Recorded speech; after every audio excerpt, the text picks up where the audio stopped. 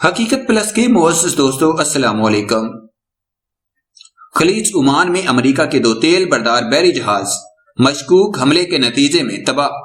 یہ بحری جہاز خام تیل متحدہ عرب امارات سے لے کر سنگاپور جا رہے تھے۔ مزید ڈسکس کرنے سے پہلے آپ سے گزارش ہے چینل کو سبسکرائب کر کے بیل کے نشان کو دبا دیجیے۔ خبر رساں ایجنسی رائٹرز کی جانب سے بتایا گیا ہے کہ خلیج عمان میں مشکوک حملوں کے نتیجے میں 2 تیل بردار بحری جہاز تباہ ہو گئے ہیں۔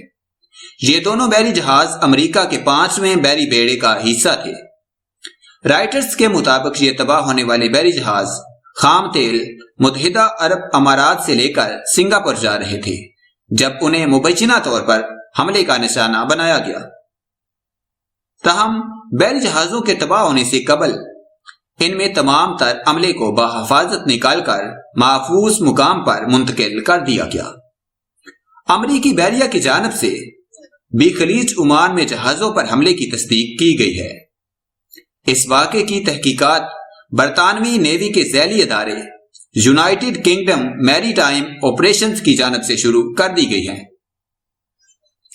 اس واقعے کے بعد عالمی منڈی میں تیل کی قیمتوں میں یکدم 4% کا اضافہ ہو گیا ہے۔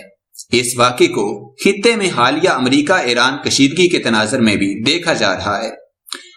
واضح ہے کہ اس سے قبل 12 مئی کو بھی متحدہ عرب امارات کے ساحل سے تیل لے کر جانے والے 2 سعودی 1 اماراتی آئل ٹینکروں کو بھی نشانہ بنایا گیا تھا۔ اس واقعے کے بعد سے خلیج میں امریکہ اور ایران کشیدگی میں مزید اضافے کا امکان ظاہر کیا جا رہا ہے۔ ابھی تک اس واقعے کے لیے کسی کو ذمہ دار نہیں ٹھہرایا گیا۔ ذرائع کا کہنا ہے کہ اگر اس واقعے کی بنیاد پر امریکہ ایران میں کشیدگی میں اضافہ ہوا تو اس سے تیل کی قیمتوں میں مزید اضافہ ہوگا۔